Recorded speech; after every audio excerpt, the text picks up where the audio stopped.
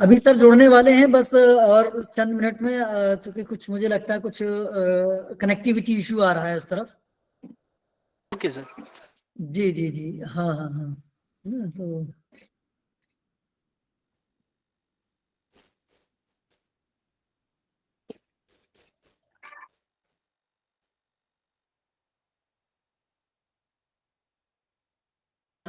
Sir आप जुड़ चुके हैं? हेलो हेलो सर, आप मुझे सुन पा रहे हैं? हेलो। हाँ, सुन पा रहा हूँ। मेरी आवाज भी आ रही है ना अब तक? जी जी जी सर, पहुंच रही है, आवाज आ रही है। मेरा वीडियो नहीं ऑन हुआ शायद अभी, क्या?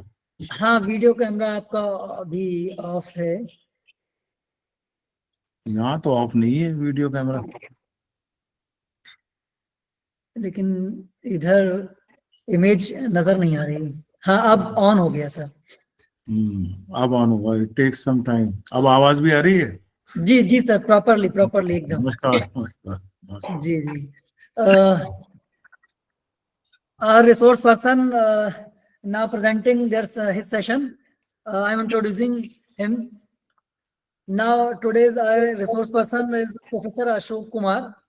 He is served as Vice Chancellor in CSGM University Kanpur, Chandrasekhar Azad Agriculture University Technical University Kanpur, Deen Dayal Upadhyay Gorakhpur University Kanpur, and President Vice Chancellor Shri Kallaji Vedic University Chittorgarh Rajasthan, and President Vice Chancellor Nirvan University Jhar Jaipur, and at present he is a President of International Society of Life Sciences and President of Social Research Foundation India.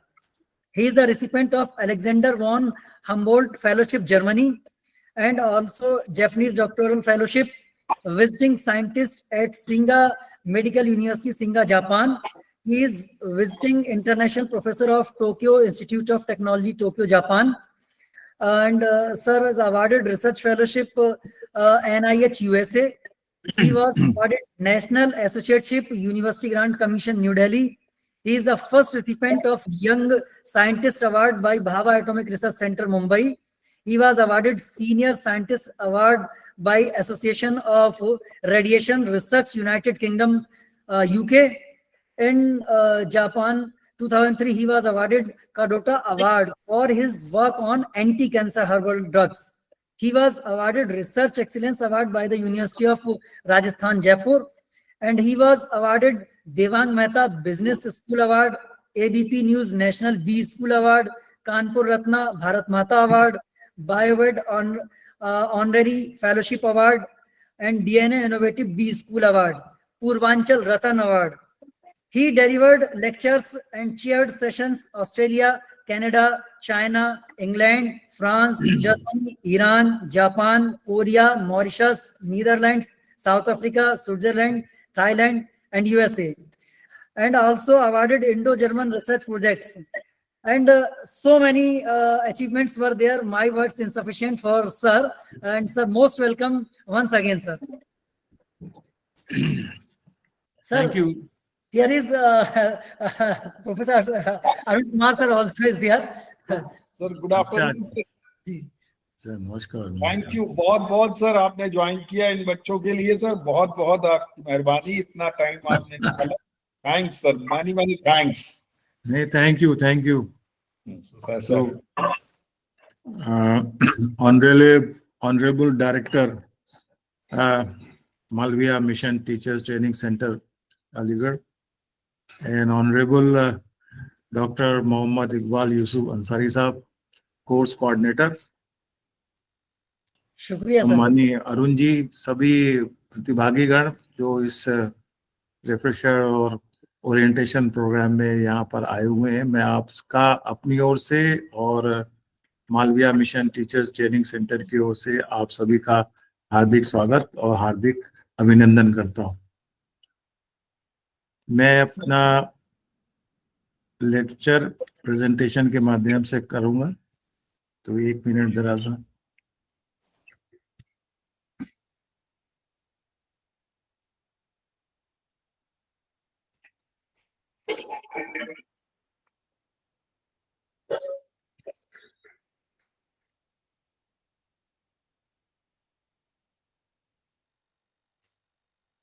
मैं समझता हूँ आपको दिख रहा होगा, slide दिख रही है आपको? जी सर, आप दिख रही यस है। Sir. Yes, Yes, sir. sir. Yes, sir.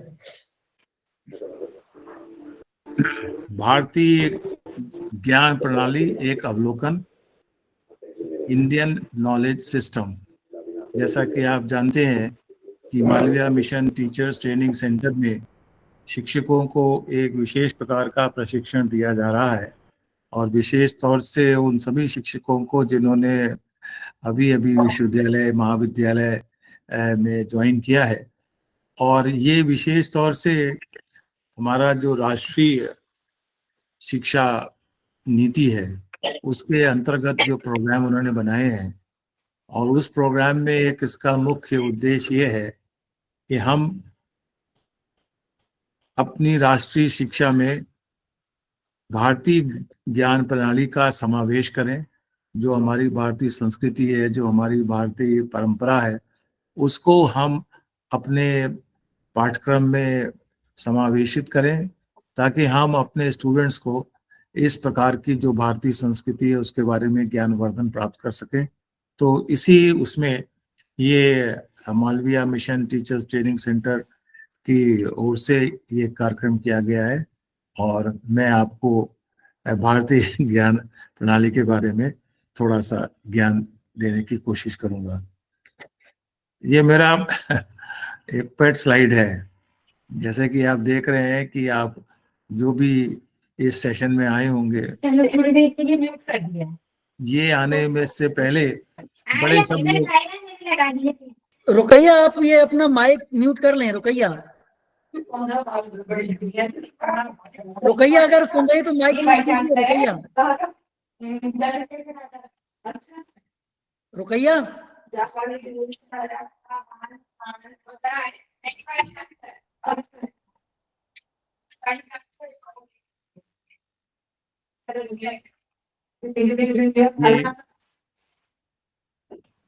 Ruqaiya सुन रही हैं आप मुझे? माइक म्यूट कीजिए अपना।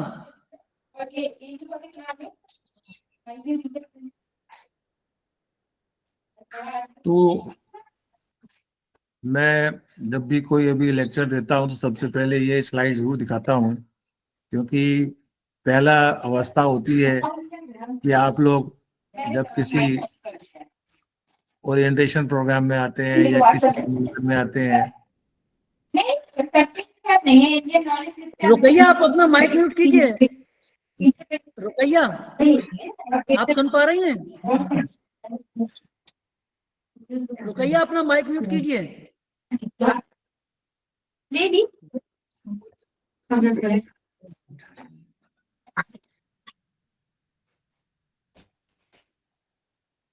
हेलो। हाँ सर, सर जी कंटिन्यू करिए। तो सबसे पहले ये देखा गया है कि हम सब लोग बड़े खुश होके, प्रफुल्लित होके, we are always very happy that we are going to attend a very nice session, nice seminar और नाइस वर्कशॉप, एंड जो are very much happy about it. Later on जैसे जैसे सेमिनार शुरू होता रहता है, बाद में हमारी अवस्था इस प्रकार हो जाती है। और ओरिएंटेशन प्रोग्राम में जहाँ की ऑनलाइन प्रोग्राम होता है, वहाँ अक्सर यही सुनने को मिलता है कि कोऑर्डिनेटर सुनता है और जो स्पीकर है वो बोलता है, बाकी सब जो है वो अपनी दूसरी अवस्था में रहते हैं। मैं सर ये एक्सपेक्ट करता हूँ कि आप सभी जो पार्टिसिपेंट्स हैं वो हर्षित अवस्था में रहेंगे। कभी कभी ऐसा होता है जब कार्यक्रम समाप्त हो जाता है तब लगता है अरे क्या हमने। चल मजा आ रहा है, कोई बात, थोड़ा थोड़ा कर ले। रुकैया, आप अपना फोन माइक म्यूट कर लीजिए। सर वहां से जिन्होंने लिंक भेजा है वो भी कर सकते हैं। कॉल करके करता हूँ। सर जहाँ से लिंक जनरेट हुआ है उनसे बंद करवा दीजिए प्लीज। इकबाल रुकैया को फोन कीजिए ना, फोन कर लीजिए प्लीज, ऐसे फोन कर लीजिए प्लीज। सर फोन लगा चुका हूँ लेकिन फोन उठा नहीं है। अच्छा, आप नहीं म्यूट कर सकते वहां से? नहीं सर, मेरे पास इसका कंट्रोल नहीं है कि HRDC से कंट्रोल हो रहा है। मैं भी ओह, उन्हें कॉल लगा रहा हूँ। ये इसकी बात सुन रहा है। ये क्या है? अरे रुकैया मैडम का यही प्रॉब्लम रहता है, 2-3 बार हो गया है। डेटा खत्म है, मैं इसको बंद करूंगी चार्ज।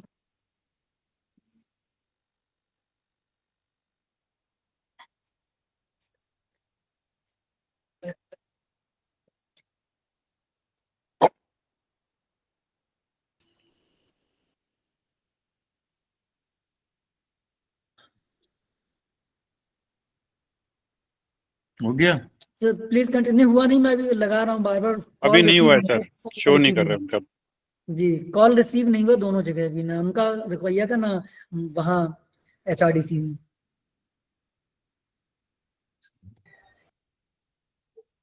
चलिए, लेट अस सी। सर आप कंटिन्यू करें, अभी वो शांत हैं। हाँ सर, ओके, आप कंटिन्यू सर आप कंटिन्यू कीजिए सर। ठीक है। तो मैं ये एक्सपेक्ट करता हूं कि आप सभी पार्टिसिपेंट्स इस अवस्था में रहेंगे और प्रसन्न रहेंगे, ताकि हम लोग जितना ज्ञान वर्धन कर सकें उतना ज्ञान वर्धन करें। वो जैसे मैंने आपको बताया कि आज हम इंडियन नॉलेज सिस्टम के बारे में प्राप्त कर रहे हैं ज्ञान। मैंने सोचा कि ये जो स्लाइड है वो भी हिंदी में बनाई जाए, भारतीय भाषा में बनाई जाए, तो मैंने एक प्रयास किया है। तो आप सब बहुत जानते अच्छा सर, बहुत अच्छा प्रयास। अच्छा सर।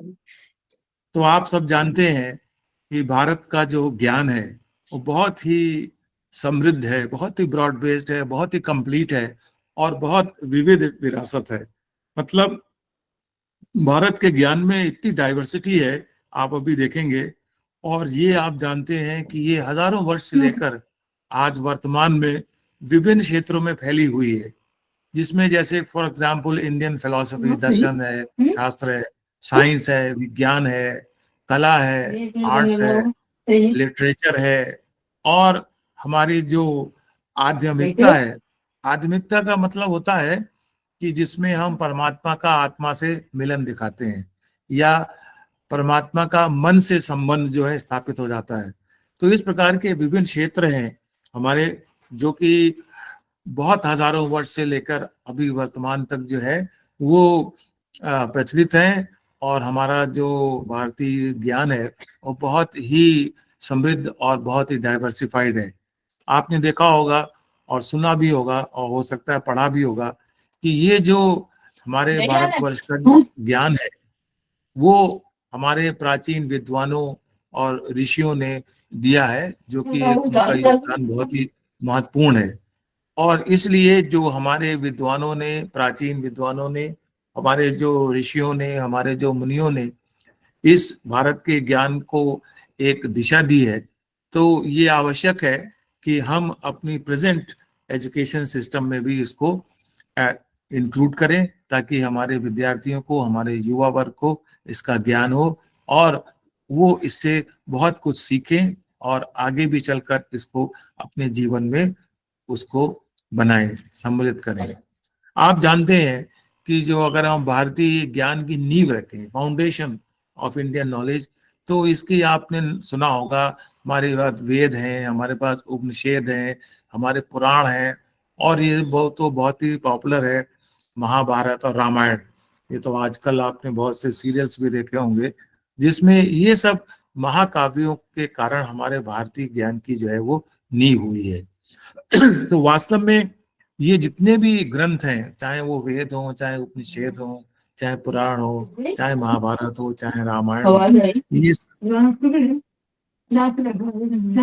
ये सब जो महाकाव्य हैं, ये हमारे केवल एक लिटरेरी वर्क नहीं है, ये हमारी कृतियां केवल साहित्यिक नहीं है, लेकिन ये वास्तव में देखा जाए तो ज्ञान और बुद्धि के भंडार हैं, नॉलेज के भंडार हैं।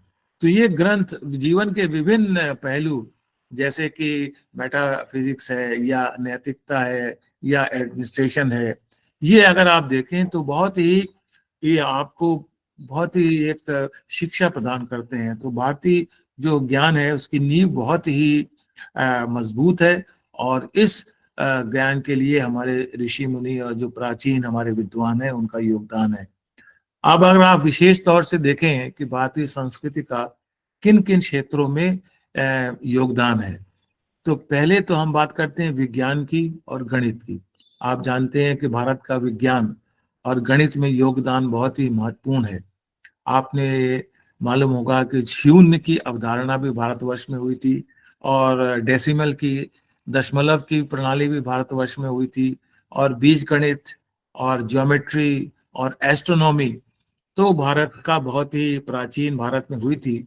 और आप जानते हैं अगर हम मैथमेटिशियंस की बात करें, गणितज्ञों की बात करें, तो जैसे उसमें आर्यभट्ट, भास्कर, ब्रह्मगुप्त, ये तो आधुनिक गणित की इन्होंने नींव रखी है, तो कितने इम्पोर्टेंट हैं। और अगर हम विज्ञान की बात करें, जो इसमें मैंने नहीं लिखा है क्योंकि ये वो बहुत चर्चित विषय अभी भी है, कि आपने देखा होगा, अगर आपने ये महाभारत देखी होगी तो आपने देखा होगा कि किस तरह से वहां पर ऐसा लगता था कि हमारे पास या रामायण में जिसका कि बताया गया है, विवरण किया गया है कि हमारे पास पुष्पक विमान भी थे, बताइए एरोप्लेन भी थे उस समय पर। और अगर आप देखें तो किस प्रकार के जब युद्ध होता था, अग्निबाण, पानी बाण, यानी कौन कौन से प्रकार के अस्त्र शस्त्र भी हमारे पास हुआ करते थे, जो कि विज्ञान की देन है। और आपने देखा होगा कि संजय अपने पूरा महाभारत की बात बता रहे हैं, तो कोई ऐसी टेलीविजन की विधि रही होगी। तो विज्ञान में कितना हम आगे थे, ये उस समय हजारों वर्ष पुरानी बात है। और उसी प्रकार से अगर हम देखें तो चिकित्सा के क्षेत्र में, मेडिकल साइंस में तो सभी जानते हैं कि आयुर्वेदिक एक ऐसा सिस्टम है जो कि हमारी चिकित्सा के क्षेत्र में बहुत आगे है। और इसमें बहुत ही लिटरेचर भी है, जिसमें कि जैसे कि चरक संहिता, जिसमें कि आयुर्वेदिक की दवाइयों के बारे में बात की गई है, श्रुति संहिता, जिसमें कि हमने बहुत से सर्जरी की बात करी है। तो चिकित्सा के क्षेत्र में आयुर्वेदिक जो है वो बहुत ही महत्वपूर्ण योगदान है।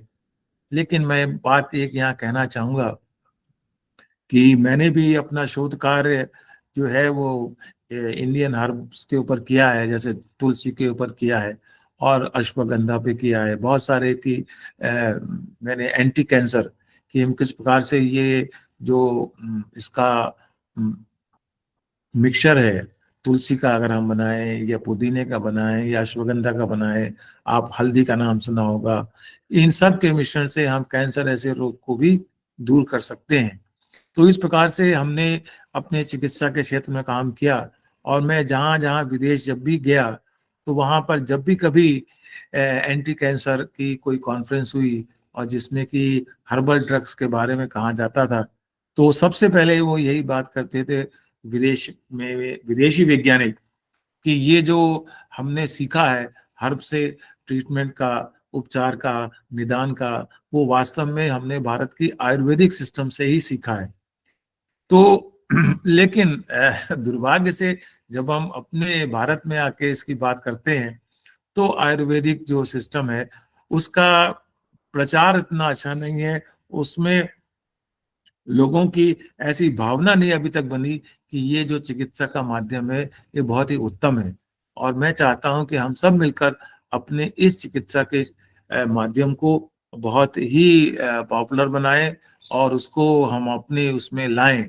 अभी तो पहले ये भी है कि देखिए, आप अगर मेडिकल इंश्योरेंस हो तो एलोपैथिक की तो मेडिकल इंश्योरेंस बहुत शुरू से थी, लेकिन आयुर्वेदिक की इंश्योरेंस जो थी वो बहुत कम थी।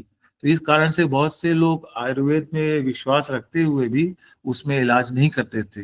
लेकिन मैं आपको बताऊं कि आयुर्वेदिक सिस्टम में भी अब इंश्योरेंस होने लगी है। तो इस प्रकार से हम इस अपने चिकित्सा के विधि को और ही अच्छा बनाया। आप जानते हैं चीन में देखिए अपनी उनकी मेडिकल सिस्टम उन्होंने अपने को बहुत पॉपुलर कर रखा है। तो इसी प्रकार से हमें चाहिए कि आयुर्वेदिक सिस्टम जो वास्तव में एक बहुत ही सफल चिकित्सा का माध्यम है, उसको हम अपने भारतीय संस्कृति में जो है उसको हम अपने भारतवर्ष में उसको अच्छे प्रकार से उसका प्रसार करें और उससे हम अपना लाभ उठाएं। इस प्रकार से विज्ञान और गणित के अलावा फिलॉसफी में तो हमारी बहुत बहुत परंपराएं हैं। आपने देखा होगा कि बहुत से भौतिकवादी स्कूल भी है, जैसे चारवाक। ये थोड़ा सा स्कूल फर्क है, लेकिन वेदांत की आध्यात्मिक अंतर्दृष्टि तक, मतलब एक भौतिकवादी स्कूल से लेकर आध्यात्मिक अंतर्दृष्टि तक हमारे भारतीय दर्शन शास्त्र है। अब जैसे चारवाक है, भौतिकवादी है, ये उसी चीज को मानता है जो दिखता है, जो फिजिकली प्रेजेंट होता है। ये उसको नहीं मानता आत्मा परमात्मा, ये विश्वास नहीं रखता, लेकिन इसकी अपनी एक सोच है। और वेदांत की जो है वो अपनी आध्यात्मिक सोच है, जिसमें कि हम परमात्मा और आत्मा का मिलन दिखाते हैं। तो इस प्रकार से बहुत सारी दार्शनिक परंपराएं हैं। हमारे यहाँ सांख्य, स्टैटिस्टिक्स है, योग है। योग के बारे में तो आप सभी जानते हैं उसकी क्या दार्शनिकता है। न्याय सिस्टम, वैश्विक सिस्टम, मीमांसा, वेदांत, ये सब दर्शन शास्त्र हैं जो कि स्कूलों, इसके स्कूल होते हैं जो कि हमें वास्तविकता, ज्ञान, अस्तित्व की व्यापक समझ में योगदान दिया है। तो ये दार्शनिक परंपराएं, ये ज्ञान की खोज हैं, ये हमें आत्म साक्षात्कार देती हैं और नैतिक जीवन पर बल देती हैं। तो भारत के जो नॉलेज में जो उसके अवलोकन करें अगर हम उसके ज्ञान की, तो दार्शनिक परंपराएं अपने आप में एक विशिष्ट स्थान रखती हैं। उसी प्रकार से हम देखें भारत की कला और साहित्य में भी योगदान उतना ही उल्लेखनीय है। आप सब अवगत हैं कि हमारे देश में, भारत में भरतनाट्यम और कथक, ये जैसे शास्त्रीय नृत्य होते हैं, ये वास्तव में हमारे हिंदुस्तान की एक पहचान है। इतना ही नहीं, आपने देखा होगा बहुत से हिंदुस्तानी और बहुत से कर्नाटक संगीत की परंपराएं विश्व स्तर पर प्रसिद्ध हैं। मतलब ये हमारी एक पहचान है। ये बहुत ही प्रशंसनीय बात है कि हमारा देश भरतनाट्यम के कला से जाना जाता है, कथक के नृत्य से जाना जाता है, शास्त्रीय संगीत के नृत्य से जाना जाता है, कर्नाटक के संगीत से जाना जाता है। तो जिस किसी भी विधि से हमारे देश की पहचान हो, तो आप समझ सकते हैं कि उसका कितना उल्लेखनीय योगदान है। इसी प्रकार से देखें, आप जानते हैं कि हमारे यहाँ बहुत से चीज है, जैसे हमारे कालिदास जी का, तुलसीदास जी का, रविन्द्रनाथ टैगोर, जिनको कि हम पुरस्कृत में हुए हैं।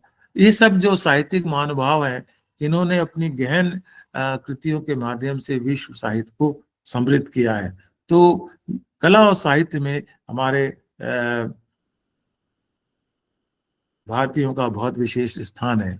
उसी प्रकार से आध्यात्मिक और नैतिक शिक्षा, ये आप देखते हैं कि भारतीय आध्यात्मिकता और नैतिक शिक्षाएं जैसे भगवत गीता में पाई जाती हैं, ये हमें कर्तव्य, धर्म और सभी जीवन की पारस्परिकता के महत्व को सिखाती हैं।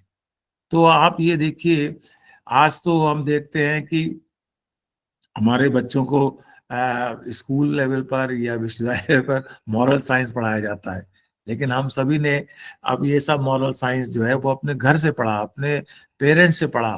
तो इस प्रकार से देखिए, ये जो नैतिक शिक्षता थी हमारे भारतीय संस्कृति में, उसको हमने अभी ठीक से फॉलो नहीं कर रहे हैं। तो अगर हम इसको ढंग से फॉलो करें, तो वास्तव में हमारे जो देश की जो नैतिक अवस्था है बहुत ही अच्छी हो जाएगी। ये जितनी शिक्षाएं हैं, आध्यात्मिक शिक्षा, नैतिक शिक्षा, ये सब हमारे को करुणा, अहिंसा और सभी प्राणियों के प्रति सम्मान जैसे मूल्यों को बढ़ावा देती हैं। अब देखिए कितनी नैतिक शिक्षा हमको मिलती है अपने भारतीय ज्ञान से। अब ये देखिए कि जो प्रकृति ने भी प्राणियों के प्रति सम्मान रखा, और सम्मान उसने कैसे रखा कि प्रकृति ने ये बना दिया कि ये प्राणी इस भगवान का एक रक्षक है, या इस भगवान का एक सिंबॉलिक है। तो आप देखते हैं, जब हम देखते हैं कि ये उसका सिंबॉलिक है, छोटे से जानवर को भी, ऐसे चूहे को भी हमने गणेश जी का बता दिया। और हमने अलग अलग गाय माता को देखी, हम कहते हैं गाय हमारी माता है, क्योंकि इस प्रकार से ये नेचर ने हमको अपने प्राणियों में ऐसे गुण भरे हैं जो कि हमें उनके प्रति सम्मान देते हैं और उनके मूल्यों को बढ़ावा देते हैं। तो ये अपनी प्रकृति की देन है, और इन सब प्रकृति की देन को, ये हमारी नैतिक शिक्षा है। तो नैतिक शिक्षा जैसे पेड़ है, पौधे हैं, पेड़ को हम कहते हैं इनको मत काटो, क्योंकि बहुत से पेड़ आप देखेंगे जिसमें कि उसकी मेडिसिनल वैल्यू होती है, उसकी फूड वैल्यू होती है। तो इस कारण से हम अपने प्रकृति का सम्मान करते हैं। और ये सब हम प्रकृति का सम्मान कैसे करते हैं? हम प्रकृति का सम्मान करते हैं क्योंकि हमारे भारतीय ज्ञान में हमको बहुत सारी आध्यात्मिक और नैतिक शिक्षा दी गई है, जो कि हमारे जीवन में बहुत लाभदायक है। अब आधुनिक शिक्षा में इसीलिए हमारे शिक्षकों की ये जिम्मेदारी है कि हम इस समृद्ध विरासत को अपने पाठ्यक्रम में और शिक्षण प्रथाओं में शामिल करें। ये जो हमारी नई राष्ट्रीय शिक्षा नीति है, इसके एकेडमिक स्ट्रक्चर में हम भारतीय ज्ञान प्रणालियों के समावेश पर जोर दें, जिससे कि न केवल हमारे छात्र बल्कि हमारी जो सांस्कृतिक विरासत है उससे हम अवगत हो सकें। और ये जो वैश्विक ज्ञान, जो ग्लोबल आजकल नॉलेज है, उसमें हम अपने इसको योगदान दें। तो इस प्रकार से हमारे जो कार्यक्रम में आज के यही हम आपको बताने की कोशिश करेंगे कि हम किस प्रकार से अपने ज्ञान को, भारतीय ज्ञान को अपने नई राष्ट्रीय शिक्षा नीति के एकेडमिक स्ट्रक्चर में उसको सम्मानित करें। तो ज्ञान के संरक्षण में मैं चाहता हूं कि महिलाओं की भूमिका भी बहुत उचित है। और इस विषय पर एक बार मैंने महिला विश्वविद्यालय में भी चर्चा करी थी, उससे और ज्ञान मिला। तो ज्ञान के संरक्षण में और प्रचार में महिलाओं ने हमेशा महत्वपूर्ण भूमिका निभाई है। जैसे आप जानते हैं, प्राचीन विदेशों में गार्गी और मैत्रेयी से लेकर विभिन्न क्षेत्रों में जो नेता हुए, महिलाओं ने हमारे समाज के बौद्धिक और सांस्कृतिक ताने बाने में महत्वपूर्ण योगदान दिया है। तो महिलाओं को शिक्षा के माध्यम से सशक्त बनाना हमारे राष्ट्र के समय समग्र विकास के लिए आवश्यक है। आप जानते हैं, अभी इसमें नाम लिया कि गार्गी ऋषि गर्ग जो थी, इसके वंश में ऋषि बचकुनी की पुत्री थी, और इसीलिए इनके पिता के नाम पर उनका गार्गी वाचक नवी भी रखा गया था। तो छोटी सी उम्र में ये बहुत ही बुद्धिमान थी और उन्होंने वेदों और शास्त्रों का ज्ञान प्राप्त किया और दर्शन के इन क्षेत्रों में अपनी दक्षता के साथ प्रसिद्ध हुई। और आपने सुना होगा मैत्रेयी, वो तो एक अद्भुत दार्शनिक के रूप में वर्णित थी, और जिन्होंने कभी शादी नहीं की वैसे तो, लेकिन प्राचीन संस्कृत साहित्य में उन्हें ब्रह्मवादिनी, मतलब वेदों की व्याख्या करने वाले के रूप में माना जाता है। उनको बिल्कुल याद था, वेद बिल्कुल याद था, और इस प्रकार से वो वेदों की व्याख्या करने वाली महिला थी। तो आज हम इंडियन नॉलेज सिस्टम, IKS इसको कहें, स्थायी विकास, पर्यावरण संरक्षण, स्वास्थ्य सेवा जैसे शिक्षा ऐसे क्षेत्रों में महत्वपूर्ण योगदान दे सकते हैं। वेद, जैसे हमने इसको समराइज किया है, वेद एक प्राचीनतम हिंदू ग्रंथ है जिसमें दर्शन, धर्म, अनुष्ठान, विज्ञान और कला सहित विभिन्न विषयों पर ज्ञान शामिल है। उपनिषद अगर आप देखें तो इसमें वेदों का दार्शनिक निबंध है जो आत्मा, ब्रह्मांड और वास्तविकता की प्रकृति की खोज करते हैं। मैंने बताया आपको, आयुर्वेद चिकित्सा की एक प्राचीन प्रणाली है जो कि स्वास्थ्य और कल्याण को बढ़ावा देने पर केंद्रित है। योग, आज तो योग पूरे विश्व में प्रचलित है और पूरे विश्व में हम आप देखते हैं कि हर स्थान पर योग होता है। और हमारे माननीय प्रधानमंत्री के कारण आप जानते हैं कि पूरा विश्व 21 जून को योगा दिवस मनाता है। तो ये हमारे भारत की एक बहुत ही विशिष्ट उपलब्धि है जिसने कि पूरे विश्व में इसको मनुष्य कल्याण के लिए कार्य किया। और आप जानते हैं, योगा में शारीरिक और मानसिक स्वास्थ्य को बेहतर बनाने के लिए आसन, प्राणायाम और ध्यान के अभ्यासों की एक प्रणाली है जो कि हमारे स्वास्थ्य के लिए बहुत आवश्यक है। आप सब ने एक बुरे समय से हम लोग गुजरे थे 19-20 में, जबकि कोविड आया था, तो उस समय भी कहते थे कि शारीरिक और मानसिक स्वास्थ्य के लिए हमें योगा करना चाहिए। और इसलिए ये हमारी पद्धति जो है एक विशिष्ट स्थान आज उसने विश्व में बना लिया है। मैंने आपको बात करी कि भारतीय संगीत, इसमें शास्त्रीय संगीत और नृत्य, ये एक हमारी एक विरासत है।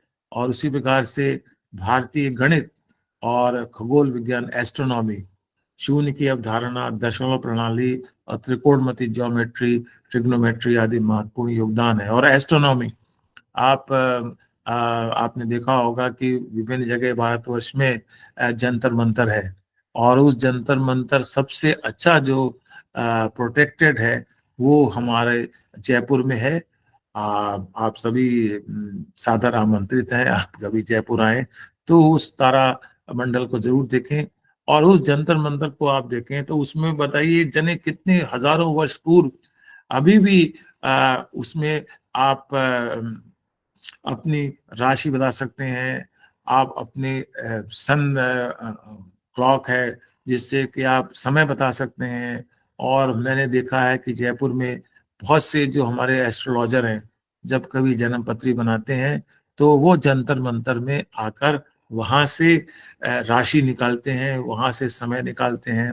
तो इस प्रकार से एक जो एस्ट्रोनॉमी है वो भारतवर्ष की एक बहुत ही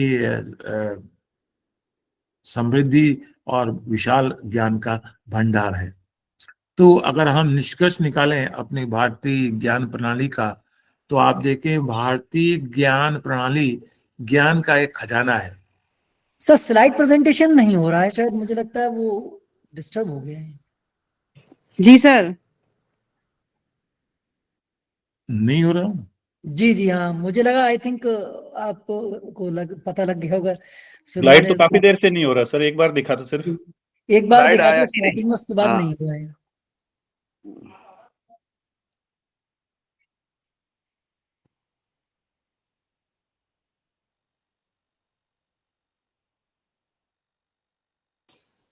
सर ये जो नीचे शेयर का जो ऑप्शन आता है प्रेजेंट नाउ का, उस पर जाकर के अपनी फाइल ओपन नहीं, ये तो शेयर तो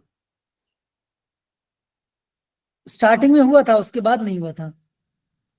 अभी नहीं आया। जी अब आ गया। अब आ गया सर, अब आ गया आ सर। गया सर, आ गया। आ गया। जी आ गया सर। आपने बताया नहीं पहले। नहीं, मुझे लगा शायद हो सकता है आपको पता हो, आप थोड़ा सा उसी को और एक्सप्लोर कर रहे हैं। अच्छा अच्छा, एक बार जी, फिर इसलिए तो मैं, मैंने डिस्टर्ब करना पसंद नहीं किया, मैंने सोचा हो सकता अरे है नहीं नहीं, आप आप बता दीजिए सब तो। सर हमने तो ये एक- सोचा सर स्क्रीन शेयरिंग बंद कर दी है सर आपने। अच्छा अच्छा, एक बार चलिए एक बार फिर आपको दिखाते हैं, है ना, ये जिसको thank you sir, thank you. ये दिखी थी आपको? अब दिख रही है? स्टार्टिंग से बस पहली स्लाइड दिखाई दी थी। पहले स्लाइड यही थी सर। ये दिख गई? अब ये वाली ये भी दिख गई? जी सर। ये जी जी ये दार्शनिक परंपराएं, जी सर। जी सर। कला और साहित्य, जी ये भी दिख गई आपको? जी सर। आध्यात्मिक और नैतिक दिशाएं। आधुनिक शिक्षा में भारतीय ज्ञान का समावेश, ये जी दिखी जी थी? सर। नहीं सर, अब दिख रही है। अच्छा, पहले नहीं दिखी थी? जी। तो फिर से स्लाइड पहली स्लाइड दिखाई दी थी, उसके बाद में कोई स्लाइड नहीं दिखाई दी। अरे अब ये दिख रही? अब दिखाई दे रही है सर। हाँ जी सर। तो एक बार फिर से मैं कर देता हूँ हल्के से, है ना सर थैंक यू सर।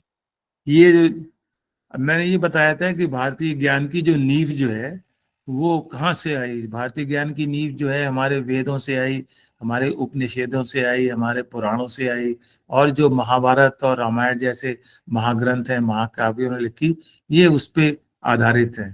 तो ये ग्रंथ केवल साहित्यिक कृतियां ही नहीं है, बल्कि ये ज्ञान और बुद्धि के भंडार है, जिसमें कि जीवन के विभिन्न पहलुओं पर चर्चा की गई है। विज्ञान और गणित में योगदान तो आप जानते हैं, शून्य की अवधारणा हमने करी, दशमलव की प्रणाली की अवधारणा हमने करी, और ज्योमेट्री और एस्ट्रोनॉमी में विशेष तौर से भारत में बहुत ही प्राचीन तरीके से वृद्धि हुई। आप गणितज्ञ देख लीजिए, आर्यभट्ट हमारे थे, भास्कर थे, ब्रह्मगुप्त थे, जिन्होंने आधुनिक गणित की नींव रखी। और चिकित्सा के क्षेत्र में तो आयुर्वेद आप सब जानते हैं, जिसकी पुस्तकें भी मिल जाती हैं, चरक संहिता और सुश्री संहिता, जो कि संस्कृत में है, और जिससे कि हमारे जीवन में विभिन्न स्वास्थ्य की प्रथाओं को प्रभावित करती हैं। और जहाँ तक दर्शन शास्त्र की बात करें तो ये तो दर्शन शास्त्र में तो हमारे भंडार भरा हुआ है। कला और साहित्य में देखें तो कला और साहित्य में देखा होगा कि बहुत से जो शास्त्रीय नृत्य हैं, भरतनाट्यम है, कथक है और हिंदुस्तानी और कर्नाटक संगीत है, ये तो हमारे देश की पहचान है। और जब कोई भी वस्तु या कोई भी कला अगर हमारे देश की पहचान बन जाए तो उसका अपना ही एक विशिष्ट स्थान होता है। आपने देखा होगा पूरे विश्व में कालिदास, तुलसीदास, रविन्द्रनाथ टैगोर ऐसे साहित्यिक महानुभाव भी हैं। आध्यात्मिक और नैतिक शिक्षाएं, जितनी नैतिक शिक्षाएं हमारे प्राचीन भारत के उसमें ज्ञान में मिलती हैं, वो ही सब जो है आप देखते होंगे भगवत गीता, ये नैतिक शिक्षा का, इसने हमें कर्तव्य, धर्म और सभी जीवन की महत्व को समझाया है। और इस प्रकार से हम इन मूल्यों को बढ़ाना चाहिए।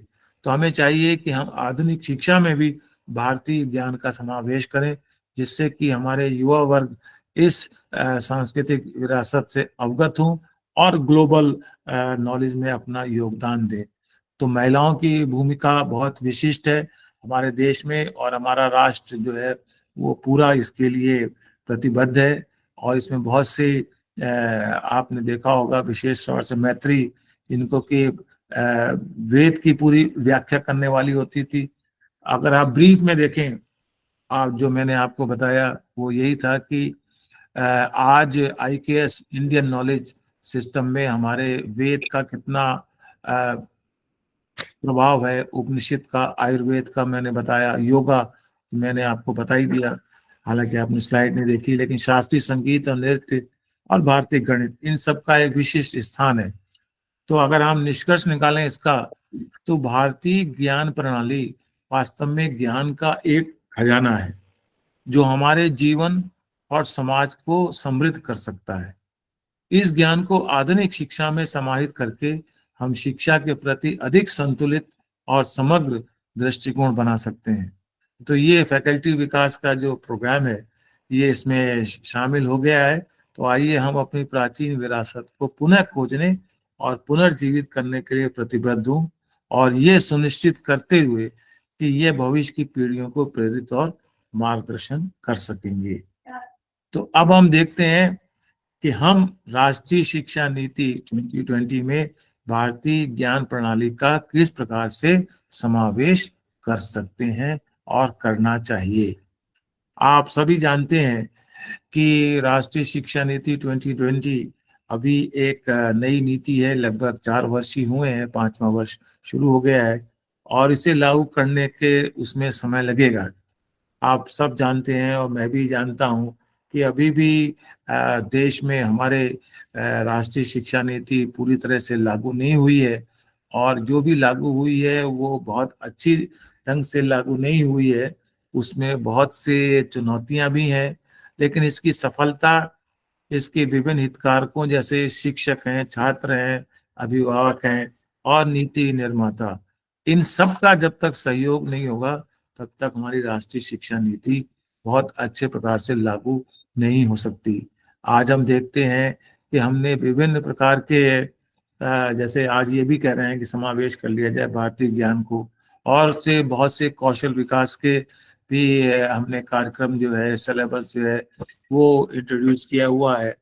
ये भी है कि बहुविकल्पी होना चाहिए, लेकिन अभी भी वर्तमान में ये ठीक समय से ठीक ढंग से लागू नहीं हो पा रही, क्योंकि विशेष तौर से इसमें शिक्षकों की कमी है।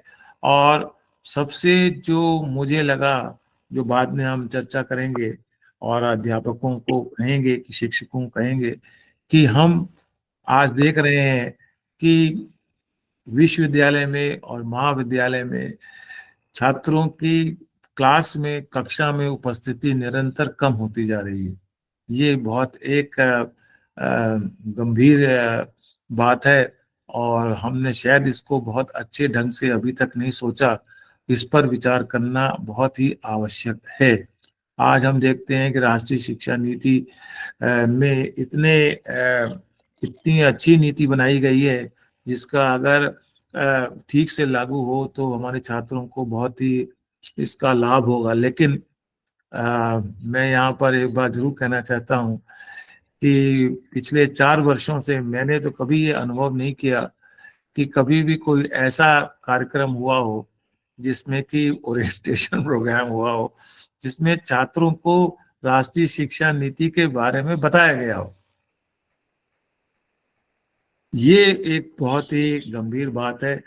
हमने अपनी नीति को स्वयं ही छात्रों तक ढंग से नहीं पहुंचाया और उससे भी जो एक समस्या, गंभीर समस्या है, तो सोचने वाली बात ये है जो मुझे लगती है, मैं आपसे शेयर कर रहा हूं कि हमारे छात्रों ने भी कभी नहीं कहा कि हमको नीति बताओ, ये नीति क्या है। इसलिए इस समय वर्तमान में स्थिति बड़ी गंभीर है, क्योंकि बात यही है कि हमने अपनी भारतीय संस्कृति को ठीक से समाज में पहुंचाया नहीं। हमने अपने छात्रों को मार्गदर्शन दिया ही नहीं।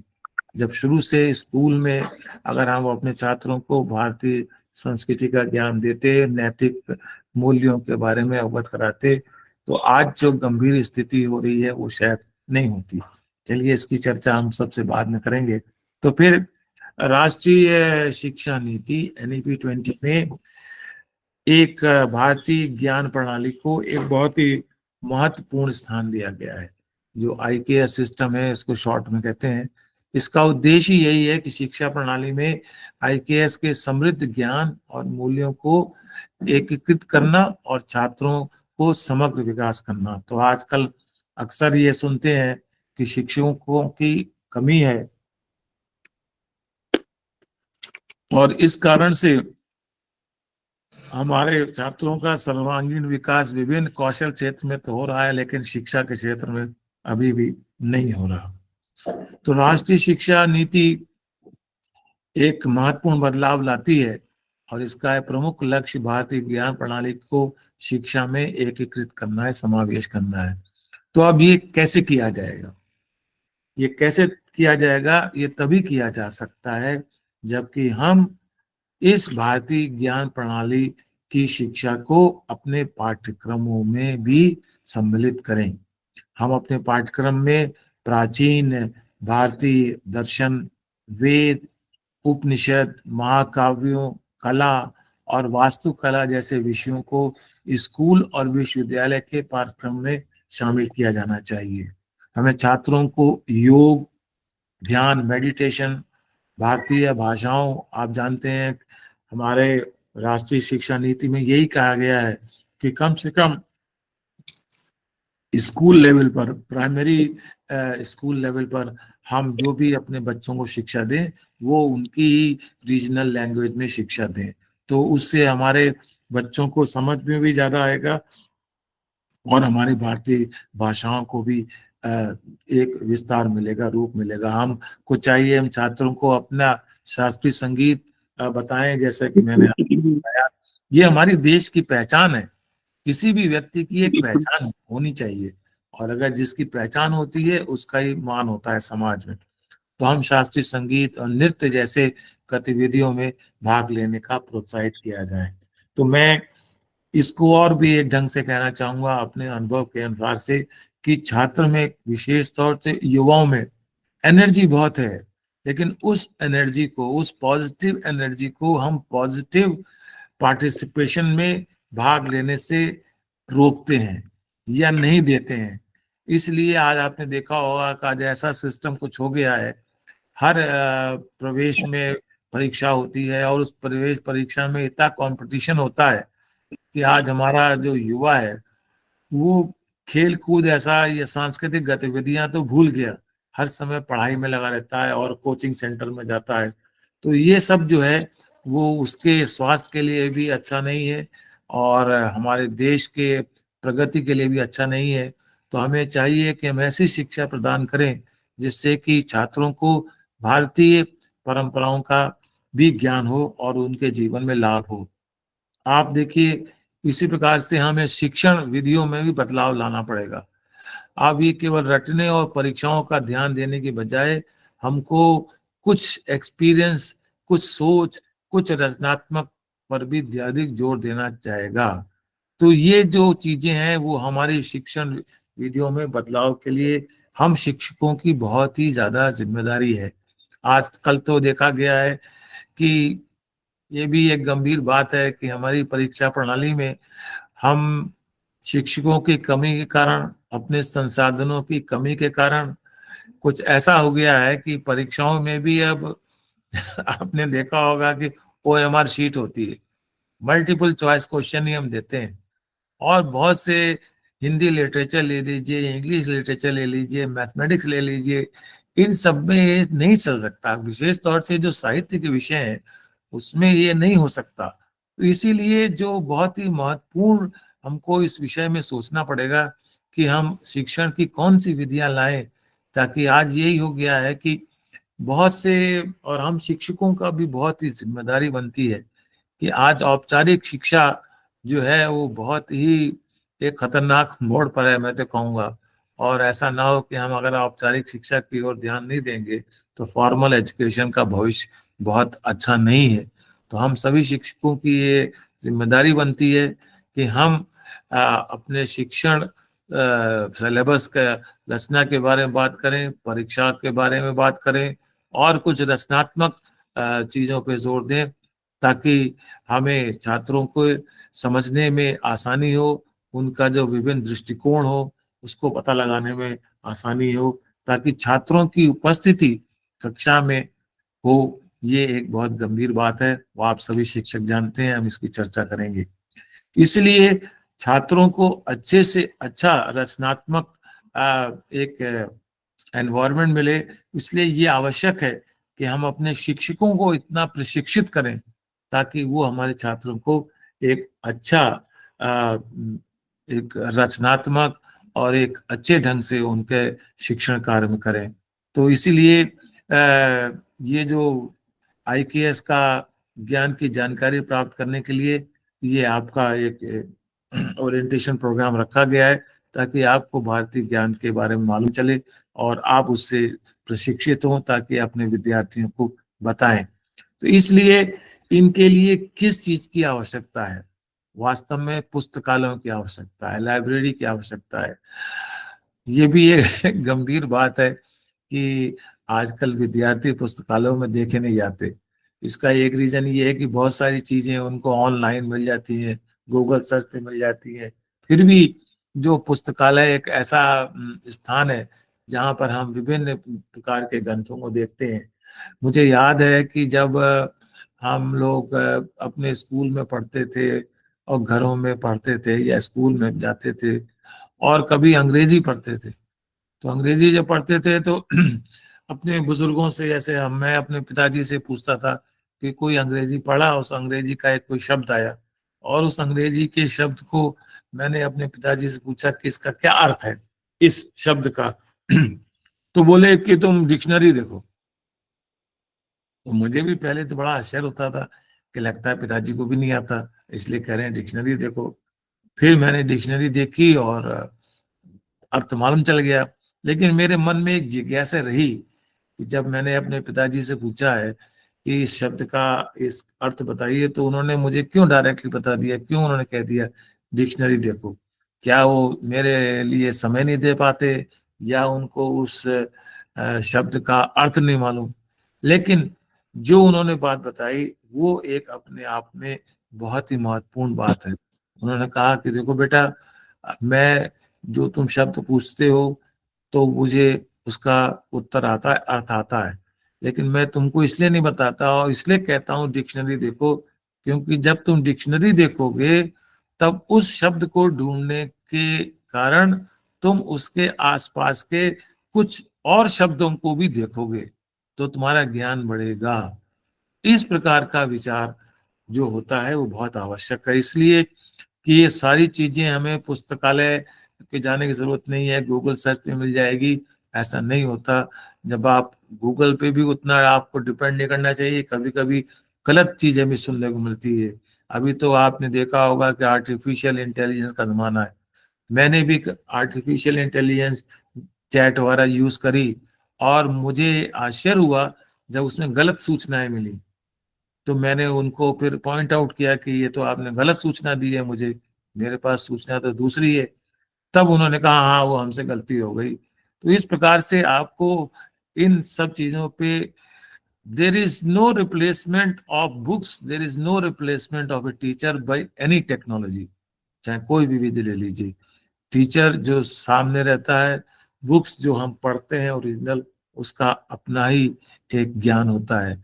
तो इस प्रकार से हमें बुनियादी ढांचा जो है, हमारा जो इंफ्रास्ट्रक्चर है, बेसिक पुस्तकालय है, प्रयोगशाला है, विज्ञान के लिए प्रयोगशालाओं का होना बहुत आवश्यक है, सुसज्जित होना बहुत आवश्यक है, और अन्य संसाधन भी होने चाहिए। आजकल तो आप जानते हैं कि स्मार्ट क्लास का हो गया है।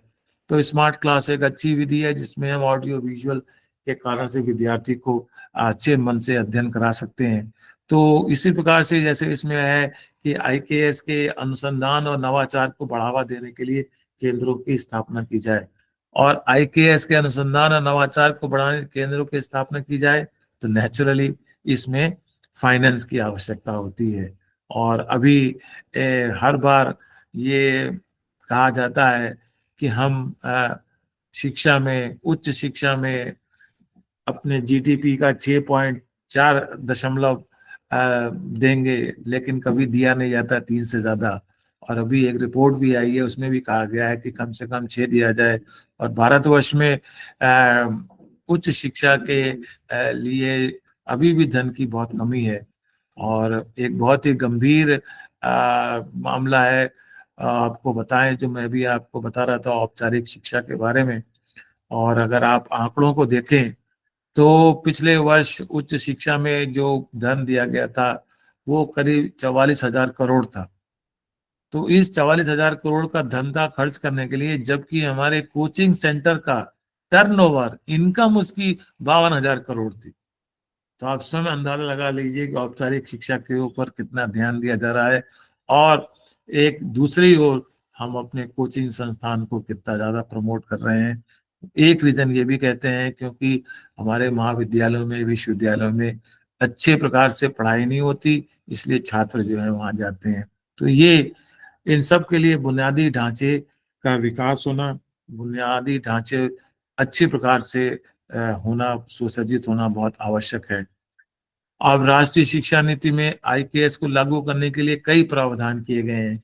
जैसे आपने देखा होगा बहुविषयक शिक्षा, तो मल्टी डिसिप्लिनरी एजुकेशन, तो ये जोर देता है कि आप विभिन्न दृष्टिकोणों से कर सकते हैं और आप जीवन के सभी पहलुओं को एक दूसरे से जुड़ा हुआ मानते हैं। उसी प्रकार से कौशल विकास पे ध्यान केंद्रित किया गया है, और छात्रों को 21वीं शताब्दी के आवश्यकताओं के लिए तैयार करने में मदद करता है। इसमें बहुत प्रकार से कौशल और ज्ञान शामिल है, उपयोगी शामिल हो सकते हैं। हम अपने सिलेबस में योग के बारे में बात करें, आयुर्वेद के बात करें, शिल्प के बारे में बात करें, ताकि हमारे विद्यार्थी ज्ञान प्राप्त कर सकें। लेकिन बात वही है, चुनौती वही है कि इसमें शिक्षक नहीं है। जब तक शिक्षक नहीं होंगे, जब तक प्रयोगशाला नहीं होगी, ये हम सिलेबस तो बना लेंगे लेकिन पढ़ाएगा कौन, उसका ज्ञान कैसे मिलेगा, कौशल कैसे। तो एक मूल शिक्षा या जो राष्ट्रीय शिक्षा नीति है वो मूल शिक्षा पर भी जोर देती है, जो छात्रों में नैतिकता, सामाजिक जिम्मेदारी की भावना विकसित करने में मदद करता है। और इसमें सत्य, अहिंसा, करुणा, न्याय जैसे मूल्यों पर बहुत जोर दिया गया है। ये सब बहुत अच्छा है। मैं तो हमेशा कहता हूँ कि नीति बहुत अच्छी है, कोई भी नीति खराब नहीं होती, नीति सब अच्छी होती है। ये एक विशेष प्रकार की नीति में बड़े वैकल्पिक हमारे पास साधन है, तो इन सबको हमें बताना चाहिए। लेकिन बेसिकली बात वही है कि क्या हमारे पास समुचित संसाधन है, क्या हमारे पास प्रशिक्षित शिक्षक हैं। ये एक बहुत बड़ा प्रश्न है जो कि राष्ट्रीय शिक्षा नीति के क्रियान्वयन में एक अवरोधक है, एक रोक है। पाठ्यक्रम में इसलिए बदलाव लाने का प्रावधान है। प्रावधान सब है इसमें, प्राचीन भारतीय दर्शन लाइए, विज्ञान लाइए, कला लाइए, संस्कृति लाइए, सब लाइए, लाना चाहिए। शिक्षक प्रशिक्षण जैसे मैंने कहा प्रावधान है, ताकि इसमें सब शिक्षकों को बताया जाए विभिन्न पहलुओं को, योग, ध्यान, आयुर्वेद के बारे में। कई लाभ हैं जिसमें शामिल है। छात्रों का समग्र विकास होगा अगर आप इन सब चीजों पर ध्यान दिया जाए। बौद्धिक भी, सामाजिक भी, नैतिक भी, आध्यात्मिक भी, जीवन की कला भी सीखी जा सकती है। 21वीं शताब्दी के चुनौतियों का भी समाधान मत करता है, जैसे कि हम विकास के बारे में बताएं, पर्यावरण के बारे में बताएं, बहुत सारी चीजें हैं जो हम अपने इसमें बताना चाहते हैं, बताने की कोशिश करते हैं। तो ये सब हम चीजें हैं। और इसमें समग्र ज्ञान की, जैसे मैंने बताया, अगर ज्ञान और कौशल हो तो सबल हो सकते हैं। उनको नैतिकता सिखाई जाए तो मूल्यों का विकास होगा। वो अपनी पहचान बनाए तो उनकी अपनी एक पहचान भी होगी। तो इस प्रकार से हम देखते हैं कि लागू करने के लिए बहुत चुनौतियां हैं, जैसे मैंने आपको बताया। क्योंकि विशेष बात मैंने पहले ही बात कर दी, एक बार पुनः, पाठ्यक्रम में हम बदलाव तो लाएंगे, लेकिन जब पाठ्यक्रम में बदलाव लाएंगे तो उसके लिए समय और संसाधनों की आवश्यकता होगी। ये बहुत आवश्यक है। दूसरा, मैंने कहा, जो शिक्षक हैं, शिक्षकों को IKS के बारे में प्रशिक्षण देने में भी समय और संसाधन की आवश्यकता होगी। तो बेसिकली हुआ क्या, हमने एक नीति को लागू कर दिया और बहुत सारे अपेक्षा करी कि हम नया सिलेबस बनाए, लेकिन होना ये चाहिए था कि पहले हम सिलेबस जो बनाए उसके लिए हम ये देखें कि हमारे पास प्रशिक्षण देने के लिए शिक्षक हैं कि नहीं है। उससे क्या हो रहा है कि हमने कोई भी सिलेबस, कोई भी कौशल विकास की योजना बना ली, लेकिन जब छात्रों तक हम उसको सही ढंग से पहुंचा नहीं पाते तो क्या हो गया, छात्र जो है उससे विमुख हो गया, बिखर गया। और एक बार जब छात्र बिखर जाता है, विमुख हो जाता है, तब उसको आगे चलाना बहुत मुश्किल है। तो वास्तव में होना यही चाहिए था कि पहले हम साल 2 साल इस प्रकार का इंफ्रास्ट्रक्चर डेवलप करते, संसाधन बनाते और उसके बाद इन विषयों को लागू करते। तब छात्र उसमें आते, उसमें रुचि लेते, और जब उनको उसका आगे चलकर अपने जीवन में लाभ होता तो ये और अच्छे ढंग से हम उसको पढ़ा सकते थे, लगा सकते थे, उनका विकास कर सकते थे। तो ये सामग्री का विकास होना चाहिए, ये भी इसकी आवश्यकता है। तो मूल्यांकन के लिए नए नए तरीकों की आवश्यकता है।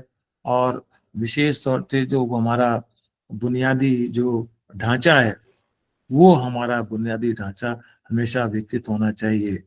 तो अगर आप टोटलिटी में निष्कर्ष निकालें तो हम देखते हैं कि राष्ट्रीय शिक्षा नीति 2020 में भारतीय ज्ञान प्रणाली को शिक्षा में एकीकृत करने के प्रयास एक सराहनीय पहल है।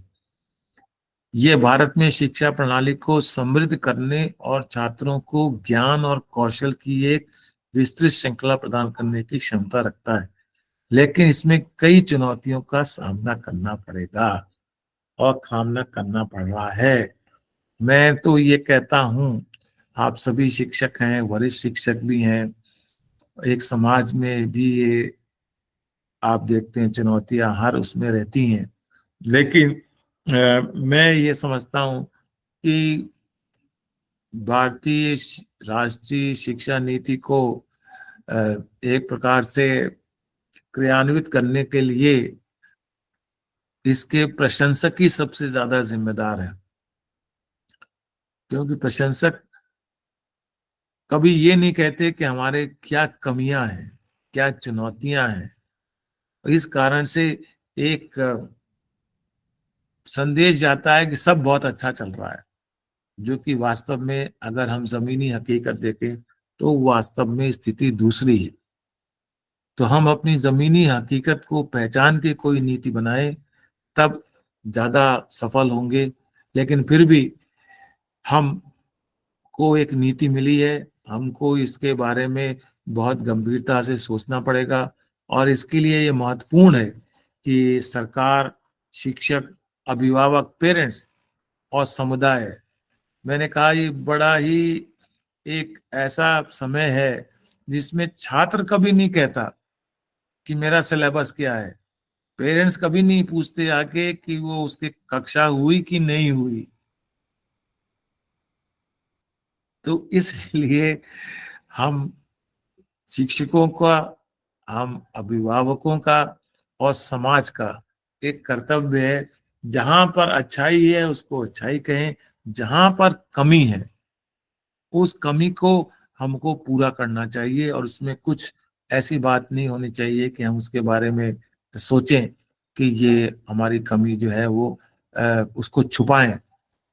तो हमको अपनी कमियों को छुपाना नहीं चाहिए, और हमें एक अच्छी सहयोग होना चाहिए, ताकि हम सब मिलकर हमारी जो भारतीय ज्ञान प्रणाली है उसको शिक्षा में एकीकृत करें, और एक युवा वर्ग को, विशेष तौर से अपने बच्चों को, अपने युवा वर्ग को एक संदेश दें कि यदि हम भारतीय संस्कृति को अपनाएंगे तो हम एक बहुत ही अच्छे मनुष्य बनेंगे। और मैं तो यही कहता हूं कि शिक्षा का जो मूल भाव है वो दूसरा है, उससे हम भटक गए। आज शिक्षा को डायरेक्टली रोजगार से जोड़ा जाता है। ये बात सही है, आपकी अच्छी शिक्षा होगी तभी रोजगार अच्छा मिलेगा, लेकिन शिक्षा का जो वास्तव में जो अर्थ है वो अर्थ ये होता है कि हम किसी भी व्यक्ति को एक अच्छा इंसान, एक अच्छा मानव बनाए। चाहे आप कितनी भी ऊंचाइयों पर पहुंच जाइए, यदि आप अच्छे इंसान, अच्छे मानव नहीं है तो मानव कल्याण के लिए आपका कोई योगदान नहीं है। इसलिए मैं पुनः आप सभी शिक्षकों से ये अनुरोध करूंगा कि आप अपने छात्रों को अच्छी से अच्छी शिक्षा दें, और ताकि वो एक अच्छे मनुष्य बने, अच्छे इंसान बने। आप सभी का बहुत बहुत धन्यवाद, और मैं आशा और विश्वास करता हूं कि आप जो भी यहाँ सीख के जाएंगे वो अपने छात्रों तक जरूर पहुंचाएंगे। Thank you sir. सर बहुत अच्छा लेक्चर डिलीवर किया, और बड़े अच्छे से चीज़ों को आपने, जो पुरानी हमारी सभ्यता से जुड़ी चीज़ें हैं और जो यहाँ के ज्ञान परंपरा से जुड़े सोर्सेज हैं उनको कोट किया आपने, और बहुत गहनता से। और वो जो एग्जाम्पल आपका मुझे बहुत अच्छा लगा कि मतलब सीधे अर्थ ना बता करके ये इस बात के लिए डायरेक्ट कर देना कि वो किताब पढ़े, मतलब डिक्शनरी देखें। वो जो एग्जाम्पल आपने कोट किया वो मुझे बहुत पसंद आया। और ये जो है ये नेचर हम लोगों में अभी शायद उतनी नहीं है, इसी वजह से बुक्स पढ़ने की जो एक कल्चर है स्टूडेंट्स में नहीं डेवलप हो पा रही है। नहीं, ये बहुत ही अच्छी, मैं बताऊं आपको अपना एक संस्मरण, जी जी मैं शिक्षा के ऊपर कुछ लेख भी लिखता हूं, शायद आपने किसी ने पढ़े भी होंगे। तो मैंने एक ऐसे लेख अपने बच्चों को भी भेजता हूं, और जी जो मेरे दोनों डॉटर्स हैं वो दोनों विदेश में रहते हैं, तो वो रहती हैं, तो I have grandsons also. एक मैंने कोई आर्टिकल लिखा था शिक्षा के ऊपर, ऑनलाइन एजुकेशन के ऊपर लिखा था, तो हिंदी में था, लेकिन मेरे ग्रैंड सन को जब मालूम चला कि मैंने लिखा है तो उसने उसको इंग्लिश में ट्रांसलेट किया गूगल में, और उसको पढ़ा, और पढ़ने के बाद उसने लिखा मुझे कि नाना, he is in grade 9th, US में है, यूएस में है, और 9th ग्रेड में है। उसने यस लिखा यस कि नाना, I am very happy to know that you are still concern about education. और उसने तमाम ऑनलाइन ऑफलाइन लिखा। उस लास्ट लाइन जो पंच लाइन लिखी, तो मैंने कोट भी करी, ने कहा कि there is no replacement of a teacher by any technique.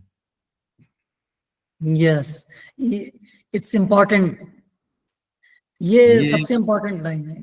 Teacher का रिप्लेसमेंट किसी टेक्नोलॉजी से नहीं हो सकता। नहीं हो सकता, ये ये बात हमको सीखनी चाहिए। आप देखिए, हार्वर्ड ऐसी यूनिवर्सिटी जो कि टॉप मोस्ट यूनिवर्सिटी मानी जाती है, वहां पर अटेंडेंस 100% होती है, जबकि वहां तो अमेरिका और में ऐसी कोई असुविधा है नहीं कि वो ऑनलाइन ना पढ़ सके। जी जी जी यहाँ पर आप देखते हैं कि वास्तविक जमीनी हकीकत आप सब जानते हैं, मैं तो कह देता हूँ, आप शायद जी नहीं कह सकते, क्योंकि औपचारिक फॉर्मल एजुकेशन में तो कोई बच्चा पढ़ने नहीं चाहता। क्लास वो में ये अटेंडेंस, इस वक्त अटेंडेंस सबसे बड़ा इशू है आज की तारीख में कॉलेजेस में। और बच्चे उन कॉलेजेस को जो सेल्फ फाइनेंसिंग खोल गए हैं, और वो ये पहले तय कर लेते हैं कि देखो आना नहीं है, तब तो आप एडमिशन के लिए मतलब वो उनसे तैयार होते हैं। और यहाँ जैसे मैं अपने डिपार्टमेंट का ही बताऊं कि हमारे यहाँ ज्यादा कई सारे बच्चे आकर के पहले पूछते हैं कि सर क्या आना पड़ेगा। मैंने कहा क्लास का मतलब क्या होता है, तो कुछ लोग क्विट कर जाते हैं एडमिशन। तो ये सिचुएशन है, आज हम इस जगह खड़े हैं, सोचने की देखिए जरूरत है। देखिए बात यही है, मतलब मैं क्रिटिकल इसलिए होता हूँ in the interest of the education, और किसी जी कारण से नहीं। एजुकेशन देखिए, कोई भी हमको ये देखना चाहिए, जब कोई भी चीज हम शुरू करें तो उसकी जी शुरुआत बहुत अच्छी होनी चाहिए। जी जी हम क्या करते हैं, शुरू तो कर दो फिर देख लेंगे, ये जी प्रवृत्ति हो गई है। एक जी बार जी शुरू कर दो फिर देख लेंगे, एक बार स्कूल खोल दो फिर देख लेंगे। अरे क्या देखोगे तुम? क्योंकि बच्चा जैसे है, माफ कीजिएगा, यहाँ सब शिक्षक बैठे हैं जी जी और सभी जानते होंगे कि कौशल विकास के इतने कोर्सेज बना दिए गए हैं और पढ़ाने वाला कोई नहीं है। जी तो लड़का क्या होता है कि लड़का फिर बिखर जाता है, और वो आए स्कूल कॉलेज में आए, वहां कोई टीचर ही नहीं है, जी पूछो तो बताने वाला कोई नहीं है। अरे घर से कर लेना, उससे कर लेना, उससे कर लेना। तो जी एक बार जब अच्छा, जो महाविद्यालयों में शिक्षकों में ये जब शिक्षक बैठे हैं, युवा अपने अनुभव से बताएं कि आपको शुरुआत में बहुत मेहनत करनी पड़ेगी और एक बहुत अच्छा शिक्षक की तरह मतलब बनना पड़ेगा। क्यों? महाविद्यालय विश्वविद्यालय एक ऐसा स्थान है कि आपकी जो जी बुद्धिमत्ता जो है ना, वो पीढ़ी दर पीढ़ी चलती रहती है। जी जो जी भी लड़का आज सेकेंड ईयर में आएगा, वो फर्स्ट ईयर वाले से पूछेगा वो टीचर कैसा पढ़ाते हैं। जी बिल्कुल बिल्कुल। आपने कह ये दिया तो अच्छा पढ़ाते हैं, अरे कुछ पढ़ाता ही नहीं है, कुछ आता ही नहीं है, बस गया। अगले साल आप कितनी भी मेहनत कर लीजिए नहीं होगा। उसी जी प्रकार से कोई भी, ये बहुत ही इम्पोर्टेंट बात है। तो सभी जो शिक्षक लोग हैं वो इस बात को बहुत ध्यान दें कि नींव नींव की बात है। जी पहला वर्ष अगर जिसका हो, दूसरा वर्ष हो, तो इतनी मेहनत करे कि ताकि लड़का ये कहने लगा, अरे सर बहुत अच्छा पढ़ाते हैं, और वो जी बात पूरी फैलती है, पूरे जी विश्वविद्यालय में, महाविद्यालय में फैल जाती है। हम तो एजुकेशन के हैं और उसमें ये क्लियर कट हमें मालूम है कि टीचर का एक सबसे अच्छा अगर कोई इवेल्युएटर है तो वो स्टूडेंट है, उससे बेहतर दुनिया में कोई अच्छा इवेल्युएटर हो ही नहीं सकता। नहीं साहब, हमारे टीचर इवेल्युएटर नहीं, वो हमारे ट्रेजर हैं, हमारा जी खजाना ही बिल्कुल। हमारे शिक्षक, हमारे शिष्य हैं, यस यस शिष्य यस। हैं। सबसे बड़ा खजाना है ये। शिक्षक एक ऐसा है जो कि आपका शिष्य जो है आपको जीवन पर्यंत याद रखेगा। आप जी 80-90 साल के हो जाएंगे तो भी याद रखेगा। जी एक बिल्कुल आईएएस बिल्कुल। जहाँ रिटायर हुआ सब भूल जाते हैं, कोई नहीं याद रखता। टीचर को तो हमेशा याद रखा जाता है। तो ये आपकी बहुत जिम्मेदारी है। और जी आप queries are invited to all the participants. Please हाँ ask the queries. हाँ प्लीज इंटरेक्शन करिए। तो मैंने इसीलिए थोड़ा सा जी समय दिया आपको। मैं चाहता हूँ आप बोलिए क्या अच्छा है, क्या हाँ नहीं अच्छा है, क्यों नहीं मैं हो पाता। कृष्णकांत जी। सर नमस्कार। हाँ नमस्कार नमस्कार। सबसे पहले तो सादर परिणाम सर, आपने भारतीय ज्ञान परंपरा पे बहुत अच्छा व्याख्यान दिया। अभी एक प्रवृत्ति चल रही है, अध्यापक शिक्षा से जुड़ा हुआ हूँ, कि बच्चे जो हैं आसानी की तरफ भाग रहे हैं और पेरेंट्स अध्यापक सब लगे हुए हैं कि सड़क बनाकर दे दें, उस पर चलने लायक बच्चे कैसे बनेंगे, इस चीज को तोड़ा कैसे जाए सर? देखिए बात उसमें आपने बहुत अच्छी बात पूछी, और मैं यही कह रहा हूं कि ये हमारे शिक्षकों की ही कमी है, जो हमने समाज में या शिक्षक अपने विद्यार्थियों को अच्छे ढंग से बचपन से नहीं पढ़ाया, वैल्यूज नहीं पढ़ाई है उसको, है ना। आज जी एक प्रवृत्ति हो गई है अनफॉर्चुनेटली कि हर एक क्षेत्र में प्रवेश परीक्षा, हर एक क्षेत्र में डिफरेंट एंगल हो गया है। और हम, क्योंकि विद्यार्थियों को मैंने बताया ना कि इंफ्रास्ट्रक्चर जो है जब तक कॉलेजेस में नहीं अच्छा होगा, फॉर्मल एजुकेशन में, तो वही क्या होता है, टीचर नहीं है, क्लासरूम में स्मार्ट रूम नहीं है, प्रयोगशाला में नहीं है, तो वो समय नहीं है, तमाम तरह तरह की व्यवस्थाएं हैं। और आप, मैं माफ कीजिएगा, यहाँ महाविद्यालय में बैठे होंगे खासतौर से जो सेल्फ फाइनेंसिंग वाले हैं, उनकी स्थिति आप जानते हैं, मैं उसके बारे में चर्चित नहीं करना चाहता। क्योंकि एक एक शिक्षक को 21 क्लास, 22 क्लास, 23 क्लास, कितनी कक्षाएं दी जाती हैं, प्रशासनिक कार्य दिया जाता है, तमाम कार्य दिया जाता है, तो वो ध्यान ही नहीं दे पाता। है ना। एक बच्चा, मैं आपको बताऊं, एक बच्चा जो था वो क्लास में नहीं आता था। मैंने पूछा, बेटा तुम क्लास में क्यों नहीं आते हैं? तो उसने मुझसे तुरंत पूछा, सर क्लास में आने का फायदे बताइए। बिल्कुल ठीक है सर। जबरदस्त। देखिए प्रश्न बहुत गंभीर है? जी जी जी, बिल्कुल मैंने बिल्कुल। कहा यार ये तो इसने मुझसे ही सवाल पूछ लिया, और पूछा भी ठीक, इसमें भी जी कोई जी नहीं ठीक थी। बिल्कुल। तो मैंने कहा, वही कक्षा में आओगे, एक डिसिप्लिन रहता है, ज्ञान होता है, बंधुओं से मिलोगे। तो वो हंसने लगा। उसने कहा, सर देखिए मैं तो बीएससी में हूँ, मुझे एमएससी अगर करना है तो जब तक एमएससी एंट्रेंस एग्जामिनेशन नहीं पास करूंगा, बीएससी करना मेरा बेकार है। तो मैं तो एमएससी एंट्रेंस की तैयारी कर रहा हूँ। मैंने कहा, भैया तैयारी कर रहे हो, वही तो यहाँ पढ़ने आओ तो अच्छा है। उसने कहा, गुरुजी बुरा मत मानिएगा, एंट्रेंस एग्जामिनेशन का पर्चा आप ही बनाते हैं, और उसमें वो सवाल पूछते हैं जो क्लास में नहीं पढ़ाते।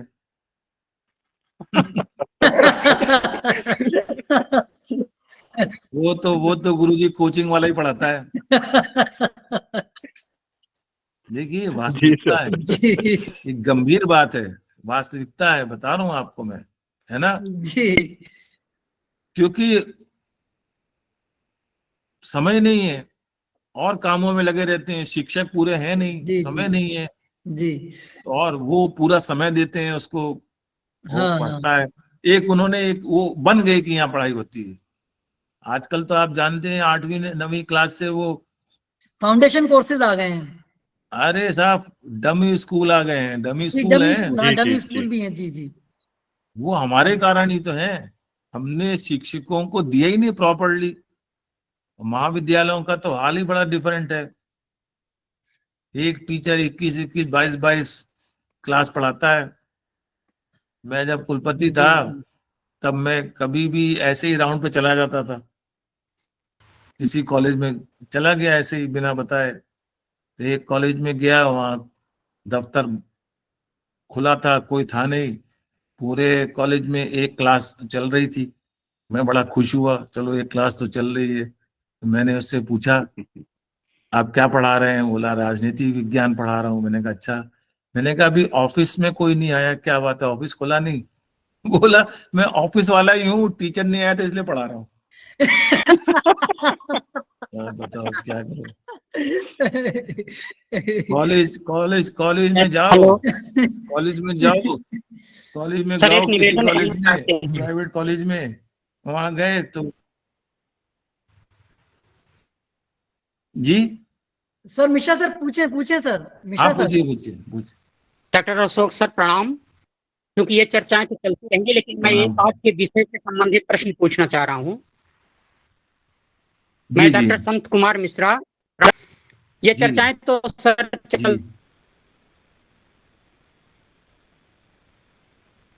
चलती रहेंगी, क्योंकि आवाज समय कम है, कनेक्टिविटी इशू है इसलिए शायद। प्रश्न पर ध्यान नहीं नहीं, बोलिए बोलिए।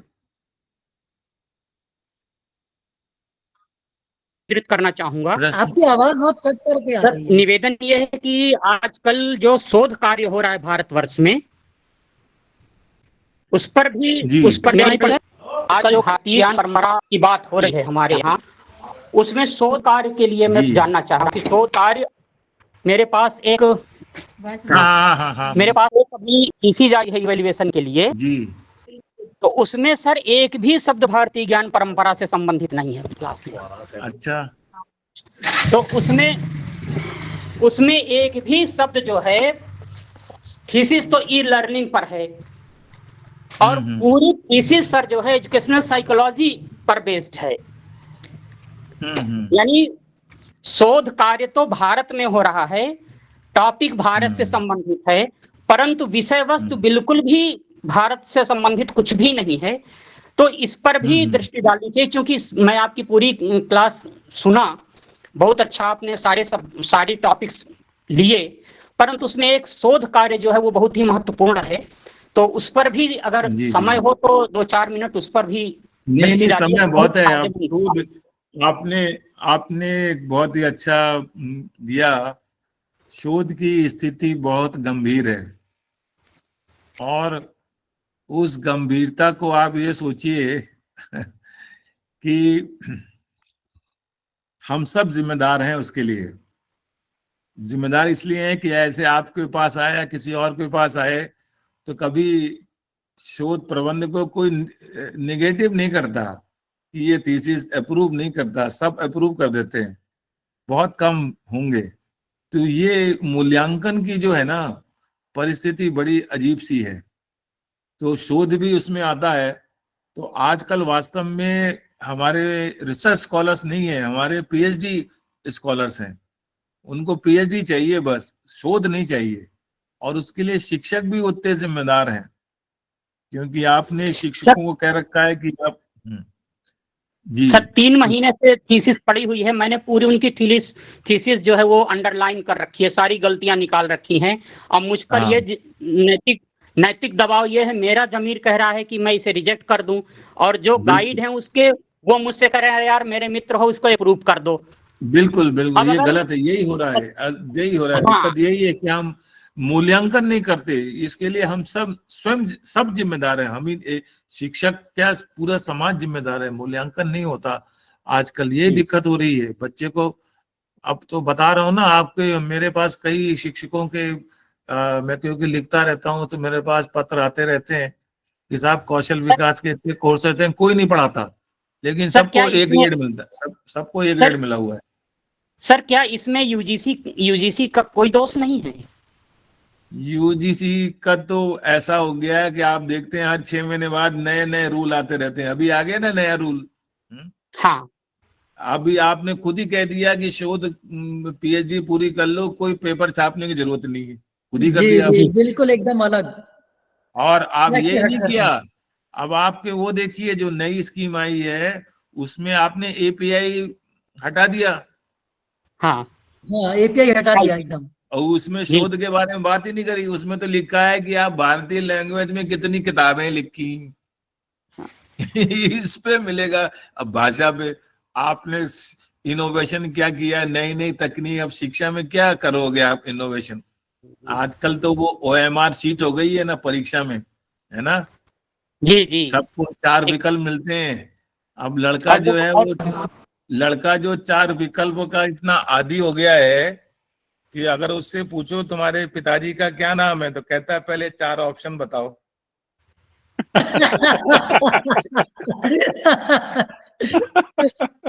4 ऑप्शन बताओ। तो एक स्थिति तो बात सर गंभीर देख है। लीजिए।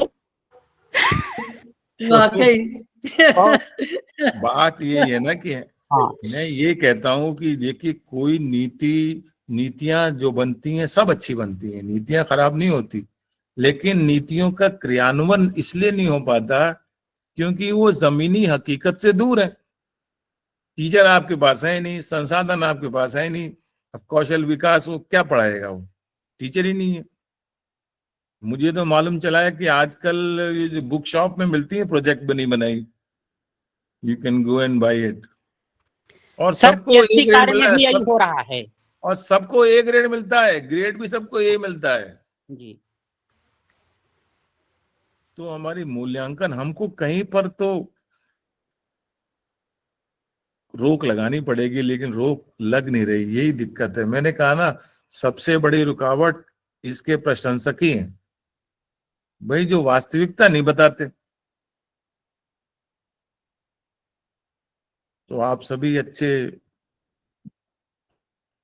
मैं समझता हूं कि आप एक संकल्प लें कि आप अपने जी विद्यार्थियों को। सर, ये मेरे एक स्टूडेंट है, ये बैठे हैं, कुछ सवाल इनके मन में चल रहा था, ये पूछना चाह रहे हैं, तो मैंने सोचा मैंने कहा आप पूछो, आप सर से आप हाँ पूछ लीजिए। बिल्कुल बिल्कुल, बहुत सवाल पूछना तो एक बहुत अच्छी बात है। हम तो चाहता हूँ कि सवाल पूछें। यस हाँ सर, नमस्ते। सबसे पहले नमस्ते सर, मैं नमस्ते। मनोज कुमार बीएड से हूँ सर, बीएड फर्स्ट सेमेस्टर से। सर मैं पूछ रहा था, आजकल जो बच्चे हैं मोबाइल से जो है निगेटिव इम्पैक्ट पड़ रहा है उन पर, रील्स वगैरह देखते हैं, ऑनलाइन जुआ वगैरह खेलते रहते हैं, तो इससे बच्चे बहुत डिप्रेशन में जा रहे हैं और पढ़ाई अच्छी नहीं हो पा रही उनकी। तो सर इसको कैसे हम रोक सकते हैं जिससे उनका मानसिक स्वास्थ्य अच्छा रहे और अच्छा से उनका चिंतन हो और पढ़ाई भी अच्छे से कर सकें?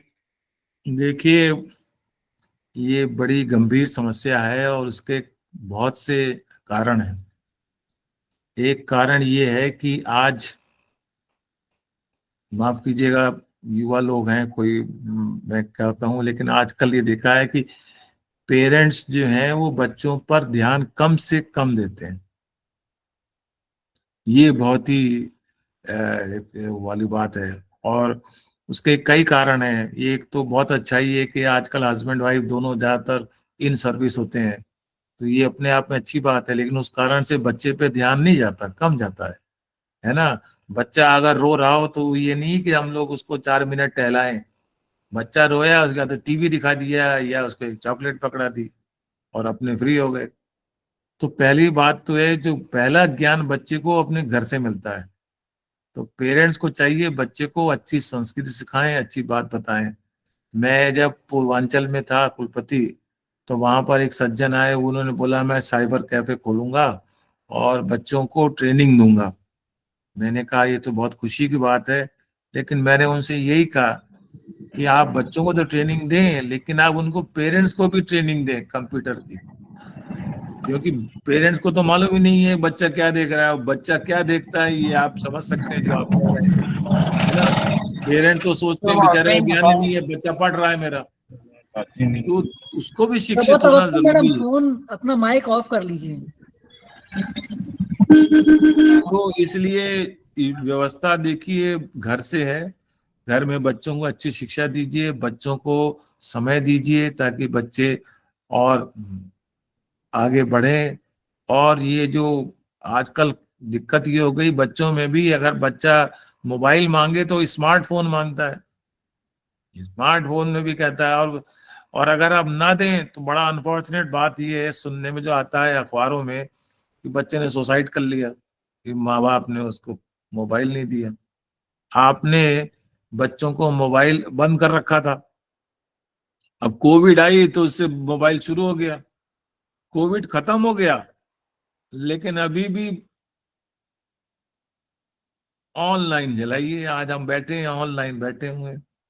अब मोबाइल नहीं हो तो कैसे करोगे आप, है ना। जी वाकई ऑनलाइन से तो Yes, sir. सीधे ये एक ऐसी अवस्था में जब हम मुश्किल दौर में ऐसे जहां पर फेस टू फेस नहीं हो सकते, वहां तो ये काम करता है अच्छा।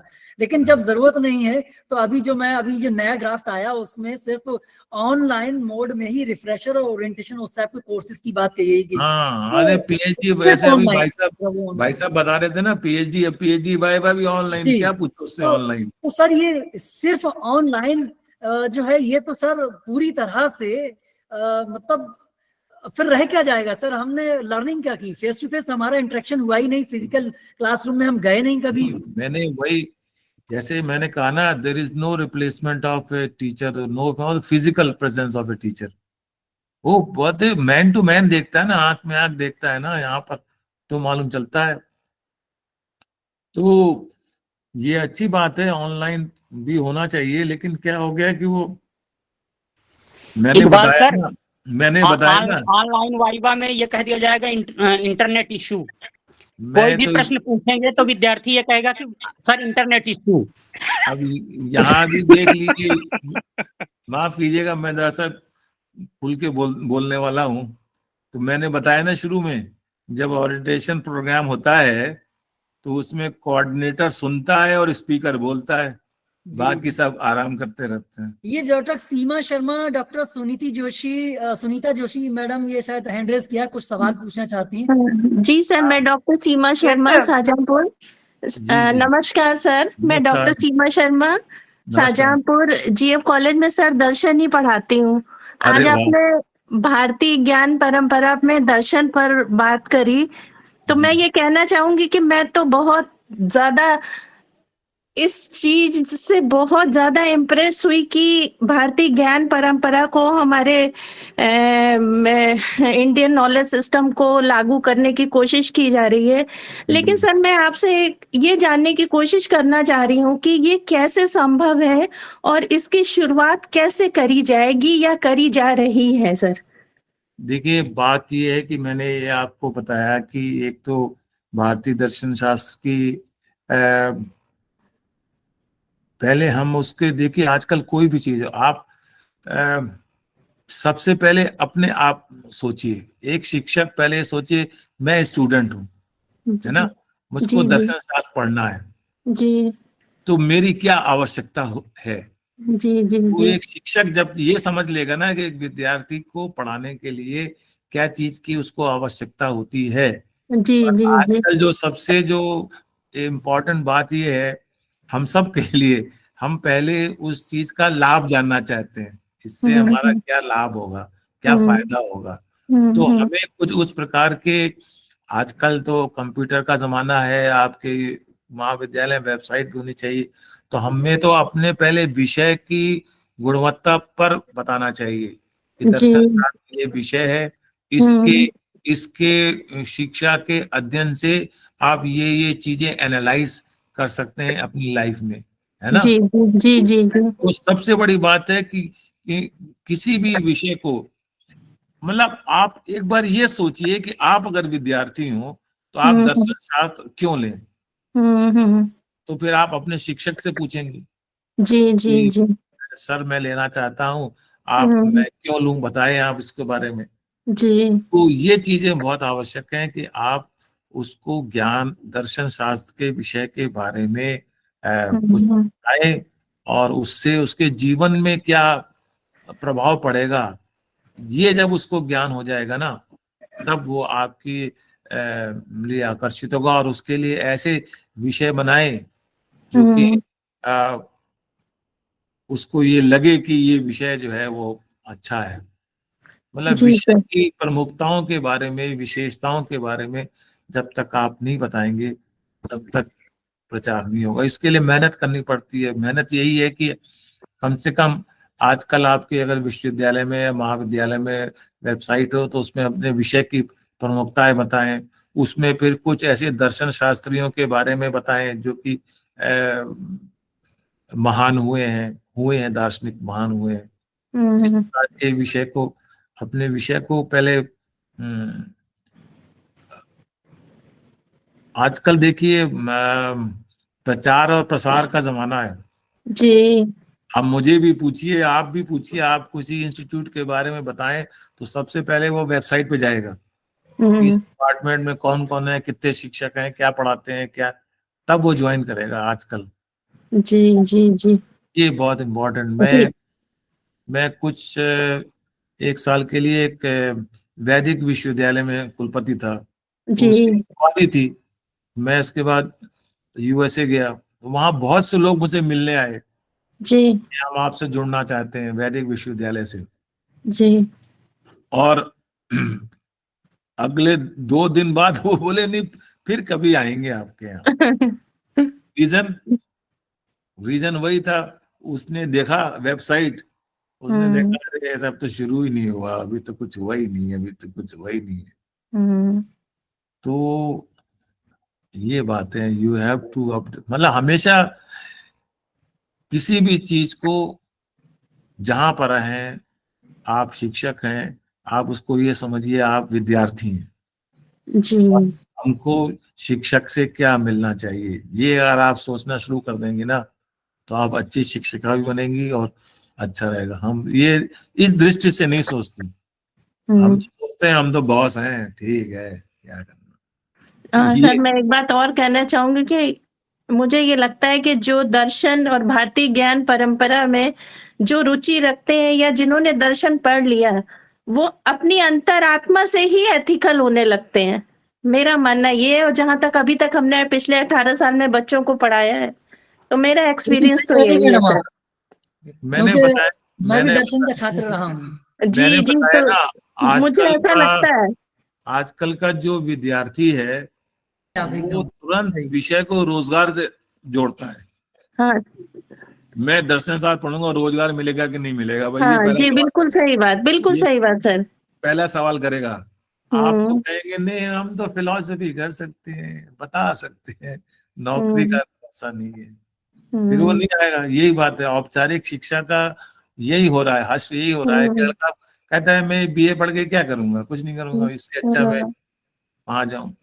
तो हमें हुँ, उसको बताना पड़ेगा कि नहीं, जब तक आपकी बेसिक शिक्षा नहीं होगी तो नहीं हो सकता आपका। हुँ, आज जो जी चल रहा है वो बेसिक शिक्षा के कारण ही चल रहा है। जी नींव भी रखेंगे ना, लेकिन वही है ना कि हर के शिक्षक महाविद्यालयों में और विश्वविद्यालयों में समय इसलिए नहीं होता कि इंफ्रा है ही नहीं, शिक्षक जितने होने चाहिए है ही नहीं। जी जो वर्ल्ड के रैंकिंग में आते हैं वहाँ 5:1 का रेशियो है, 5 बच्चों में 1 शिक्षक है। जी यहाँ 500 बच्चों में 1 शिक्षक है। जी क्या जी किया है? बहुत बहुत धन्यवाद सर। नहीं आपने अच्छा, लेकिन आप मेहनत करिए और अपने विषय की जितनी, ये आपको भी लाभ होगा जब आप खुद ही ढूंढेंगे कि मैं क्या बताऊं। हम्म,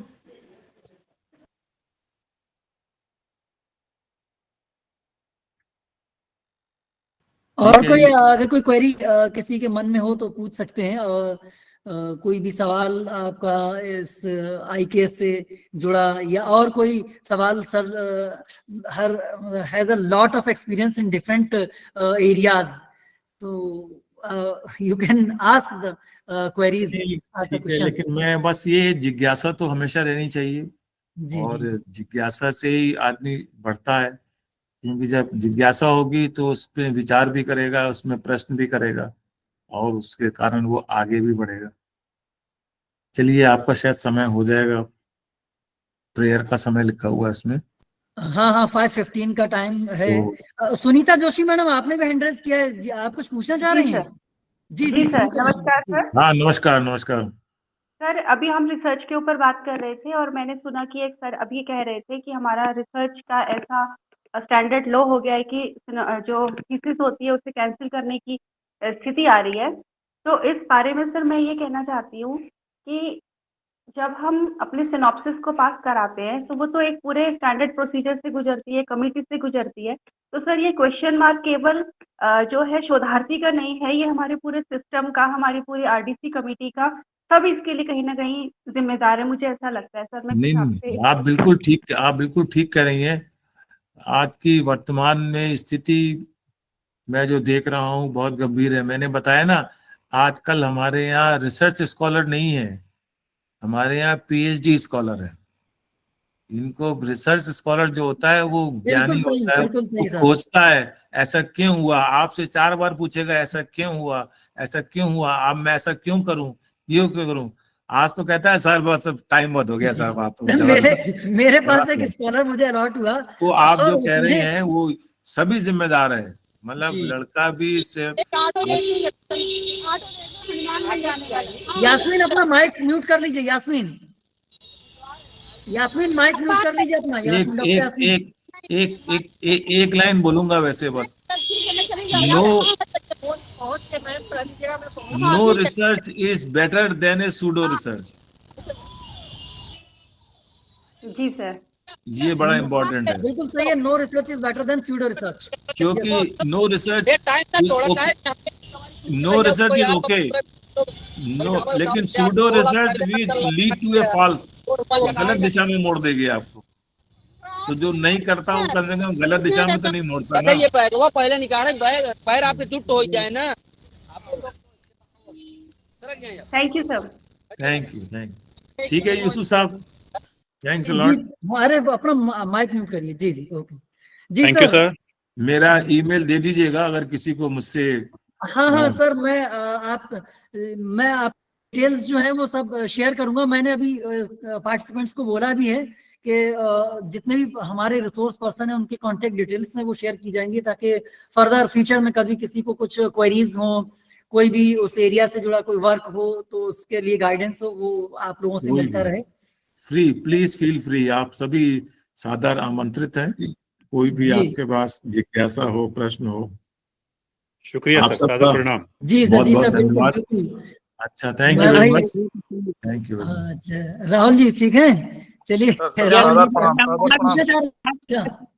आज ना सर, आज का सेशन बहुत अच्छा लगा क्योंकि इसमें जो भी बातें हुई बहुत सारी प्रैक्टिकल बातें हुई। तो सर का बहुत बहुत धन्यवाद कि सर ने इतने प्रैक्टिकल एग्जाम्पल के थ्रू बहुत सारी बातों को हम सबके सामने रखा।